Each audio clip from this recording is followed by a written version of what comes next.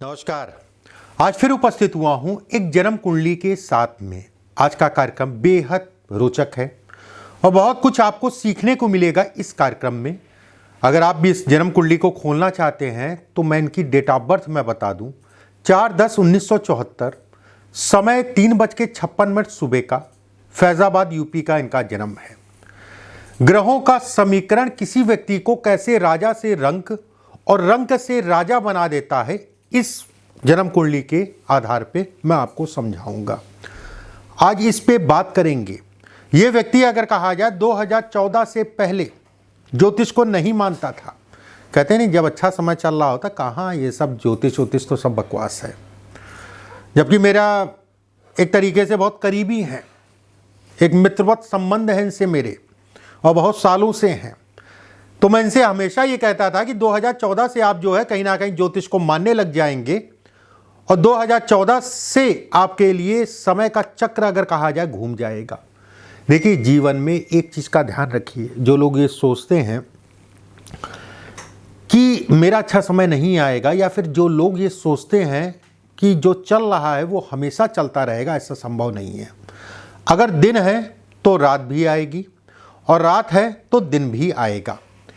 ये 2014 से पहले इनका दिन चल रहा था, 2014 से अगर कहा जाए इनकी रात हुई, और इसके बारे में मैंने इनसे पहले ही बोल दिया। तो ये कहते थे, अरे पंडित जी आप भी फालतू वाली बात करिए, सब कुछ नहीं होता है। 2014 के बाद जब स्थितियों में परिवर्तन होना शुरू हुआ, आज की डेट में अगर कहा जाए राजा से रंक, 2014 से पहले अगर कहा जाए कईयों करोड़ के मालिक थे और सब जमीन से संबंधित धन, बड़े बड़े लोगों से इनका संबंध था, बड़े बड़े लोग इनके ऊपर पैसा लगाते थे। और 2014 से राहु लगा। राहु अगर कहा जाए तो सब कुछ इसने जो है चौपट कर दिया इनका। बहरहाल, जन्म कुंडली कैसे देखी जाती है एक छोटा सा नमूना मैं आपको दिखाऊंगा। बहुत बारीकी से आपको जो है बहुत सारी चीज़ें मैं बताऊंगा। 2014 के बाद अगर कहा जाए कोर्ट कचहरी हो गया, काम में जो काम कर रहे थे उसमें स्टे लग गए और यहाँ तक जो है जेल भी हो आए। साल 1.5 साल जो है जेल की यात्रा भी कराए। ध्यान से समझिएगा। सबसे पहले इनका लगन आप जब देखेंगे, किसी का भी लगन देखा जाए, लगन एक बहुत इंपॉर्टेंट फैक्टर होता है।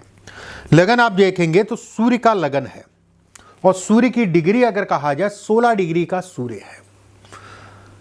अपने मित्र के नक्षत्र में देखिए, आप लोग करते क्या है, आप केवल ग्रह को देखते हैं। हमेशा नक्षत्र जरूर देखा करिए। ग्रह आदमी का शरीर है और नक्षत्र अगर कहा जाए, ऐसे समझ लीजिए कि बाहर से जो दिख रहा है कोई भी व्यक्ति, वो उसका ग्रह है और अंदर उसके अंदर कितनी ऊर्जा है, कितनी शारीरिक ऊर्जा है, उसकी आत्मा, ये सब नक्षत्र होता है। इस चीज का हमेशा ध्यान रखिएगा। लगन का मालिक द्वितीय भाव में सूर्य अगर कहा जाए 18 डिग्री में बहुत बलिष्ठ हो गया। ऐसे में इनको गवर्नमेंट से संबंधित अधिकारी नेताओं से लाभ जो उनका चलता था पहले, और कहीं ना कहीं जमीनों में बड़े बड़े अपार्टमेंट बनाना, बड़े बड़े फ्लैट बनाना, उसको बेच देना और विवादित जमीन को जो है ले लेना, उसके बाद उसका विवाद खत्म करके जो है उसको सेल आउट कर देना, ये इनका काम हुआ करता था। अब इस जन्म कुंडली में राहु अगर कहा जाए 2015 से शुरू हुआ। राहु अगर कहा जाए तो इस जन्म कुंडली में देखिए, कोई भी, ये बहुत इंपॉर्टेंट फैक्टर मैं बता रहा हूँ, ध्यान समझिएगा। अब जैसे मान लीजिए ये है मेष राशि, कभी भी कोई भी राशि वो आपके अपोजिट है। जैसे ये पिता है, मेष अगर कहा जाए पिता है, वृषभ अगर कहा जाए तो कहीं ना कहीं कर्म है, मिथुन अगर कहा जाए तो लाभ है, ये आपकी संतान है। तो आप ये कह रहे हो, हाँ ये तो मुझे पता है, इसमें कौन बहुत बड़ी चीज है। मैं बिल्कुल आपको कह रहा हूं कि आपको ये पता होगा। अब जिस चीज पे आपको गौर करना है ये समझिए। अब मान लीजिए इनका सुख जो है मंगल है, और मंगल इनका भाग्य भी है, और मंगल अगर कहा जाए तो द्वितीय भाव में बैठा है। ऐसे में कहा जाएगा व्यक्ति सुखी और संपन्न होगा। ठीक है। अब आपके कर्म क्या हैं? कर्म क्या हैं? कर्म का मतलब हो गया राहु। राहु आपके कर्म है, जो आप जनित कर रहे हैं कर्म, जो आप जो है चीजों को लेके चल रहे हैं। तो जो राशि होती है और राशि के अंदर या भाव के अंदर जो ग्रह बैठता है वो आपके कर्मों को दिखाता है। इस बात को अपने दिमाग में डाल लीजिए और कुछ देर बाद इसको स्ट्राइक करिएगा किसी भी जन्म कुंडली में, बड़ा अच्छा लगेगा। भले अभी आपको नहीं समझ में आ रहा है, लेकिन जब स्ट्राइक होता रहेगा तो आपको समझना आने लग जाएगा। बड़ा इंपॉर्टेंट फैक्टर ये। बहरहाल 2015 से राहु स्टार्ट हुआ। कोई भी महादशा राजा होती है, आप सभी को पता है। राहु से चंद्रमा अगर कहा जाए तो छठे में है, और चंद्रमा अगर कहा जाए तो व्यय है, और राहु से अगर कहा जाए शनि आपके जो है अष्टम में है। दो ऐसे ग्रह जो एक आपके व्यवसाय हैं और जो आपका वाद विवाद है, मुकदमेबाजी है, जो जेल है आपकी, उसकी दशा, मतलब राहु की दशा में 6 और 8, जिसके आधार पे लगभग आज से 12 साल 13 साल पहले या 14 साल पहले मैंने इनसे कहा कि 2015 से आपका काउंटडाउन जो है नीचे होगा और आप ज्योतिष को मानेंगे। एक बार ध्यान से समझिएगा, बहुत इंपॉर्टेंट फैक्टर है इसमें। राहु अगर कहा जाए तो 19 डिग्री 48 कला का राहु अगर कहा जाए तो उनका ज्येष्ठा नक्षत्र के पहले चरण का राहु, जो कि बुध का नक्षत्र कहलाएगा। और बुध अगर कहा जाए तो इनका धन है और धन भाव है। उसके बाद तृतीय भाव में राशि का परिवर्तन करके बैठा है शुक्र के साथ।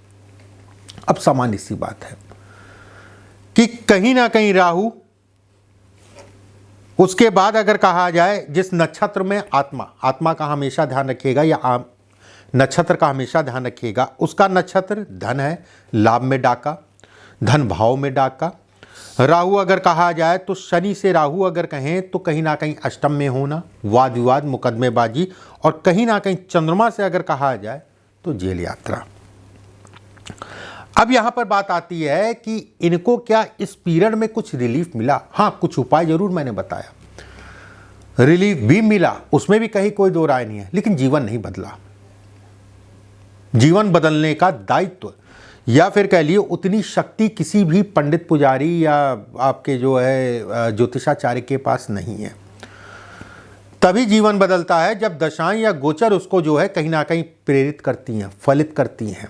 एक बात, अब गुरु इनकी जन्म कुंडली में अगर कहा जाए तो 16 डिग्री 1 कला का शतमिषा नक्षत्र के तीसरे चरण में और शनि पे दृष्टि डालना, ऐसे लोग धनवानों की श्रेणी में आते हैं। कोई बात नहीं, राहु के कारण ये समस्याएं हैं, तो एक समय ऐसा आएगा, एक संबंध जो बन रहा है, लाभ में शनि का होना, व्यवसाय का स्वामी होके, वहीं देवगुरु बृहस्पति का अगर कहा जाए बुध पे दृष्टि होना, बुध अगर कहा जाए तो कहीं ना कहीं तृतीय भाव में लाभ का स्वामी होके गुरु से दृष्ट है।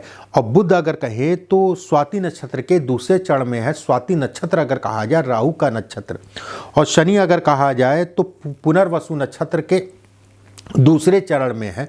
ऐसे में कहा जाएगा कि गुरु का नक्षत्र शनि का होना और देवगुरु बृहस्पति की दृष्टि होना व्यक्ति के लिए अखंड राजयोग को बनाती है। मौजूदा अभी एक साल और राहु में शुक्र, एक साल नहीं, 4-5 महीने, 6 महीना राहु में शुक्र अगले साल से लगेगा। व्यक्ति फिर से अपने जीवन में स्टैंड करेगा, लेकिन उस हिसाब से परिणाम नहीं मिलेंगे, इसमें भी कोई दो राय नहीं है, लेकिन चीजें पीछे से बेहतर होंगी, पीछे से आराम मिलेगा। शुक्र इनका नवमांश में अपने ही घर का कहलाएगा, बलिष्ठ अवस्था में। और लगन कुंडली में अगर कहा जाए तो कहीं ना कहीं जो है कर्म है, तृतीय है। ठीक है, कर्म और तृतीय। दूसरी बात, तीसरी चीज, चंद्रमा जहां पर भी बैठता है और जिन ग्रहों को देखता है उनको बल देता है। चंद्रमा की दृष्टि बुध पे पड़ना, बुध ऐसे में कहा जाएगा कि व्यक्ति हार नहीं मानेगा, व्यक्ति लगा रहेगा। और शनि के कारण अगर कहा जाए तो दिमाग चलता रहेगा। सूर्य के कारण अगर कहा जाए ऊर्जा बनी रहेगी। मतलब ऐसे लोग हताश नहीं होते हैं, निराश नहीं होते हैं, लेकिन अब ज्योतिष को मानते हैं, 8-10 सालों से ज्योतिष को मानते हैं, उसमें कहीं कोई दो राय नहीं है। एक बात, अब यहाँ पर बात आती है कि इस समय पे राहु की महादशा चल रही है, इसके बाद गुरु की महादशा लगेगी 2030 के बाद।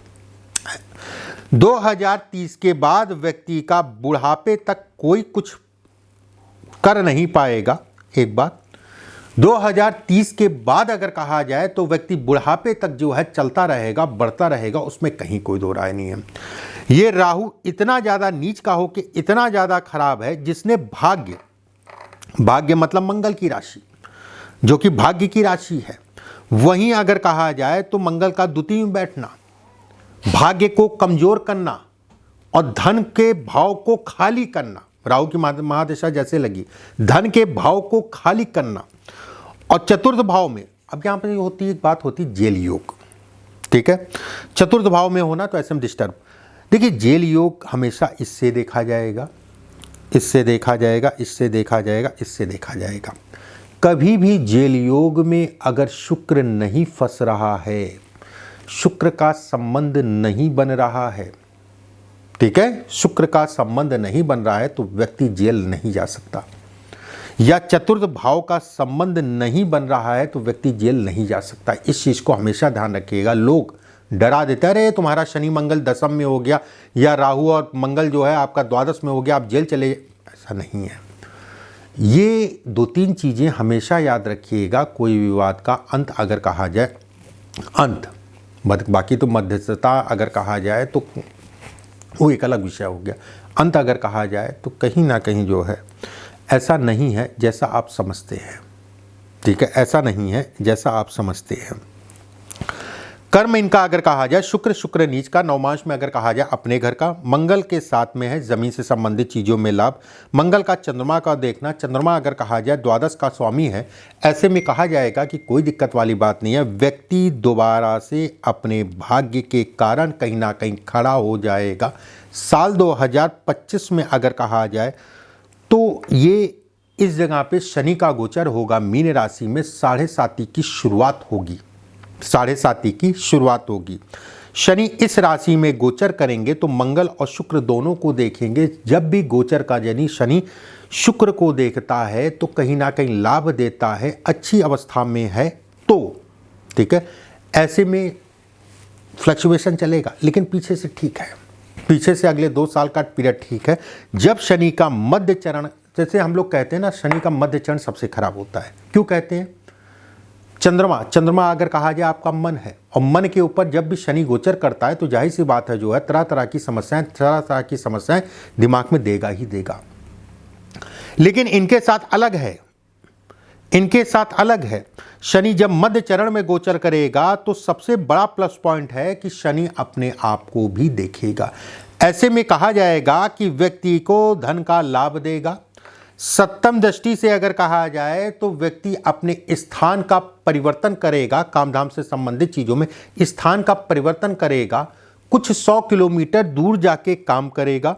वहीं दसम दृष्टि से अगर देखा जाए तो ये दसम दृष्टि पे पड़ेगी। ऐसे में कहा जाएगा मानसिक रूप से बुद्ध के कारण तनाव जरूर होगा, कोर्ट कचहरी वाद विवाद इत्यादि चीज़ों को लेके।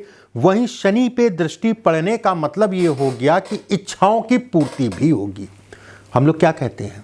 हम लोग कहते हैं कि भैया थोड़ा सा संभल के चलना, भागना नहीं, लगे रहना, आपका जो भी समस्या है वो दूर हो जाएंगी। भागना नहीं, लगे रहना, इसके कारण भागना, इसके कारण लगे रहना, इसके कारण, और समस्याएं दूर ये कर देगा आपकी। कहीं कोई दिक्कत वाली बात नहीं है। लगन से भाग्य में गोचर है, चंद्रमा के ऊपर गोचर है तो मानसिक रूप से 100% दिक्कत देगा। गाड़ी को लेके चोट चपेट 100% देगा, उसमें कहीं कोई दो राय नहीं है। लेकिन इतनी बड़ी चोट चपेट नहीं होगी कि आपको बहुत सालों तक उस चोट चपेट का याद रहे। ठीक है, बहुत सरल तरीके से मैंने कुछ चीज़ें आपको समझाने के लिए उपस्थित हुआ था। बाकी तो ज्योतिष, वो भी वैदिक ज्योतिष अगर कहा जाए, समंदर है। अगले वीडियो में फिर आप सभी से मुलाकात होगी। अभी के लिए बस इतना ही। नमस्कार।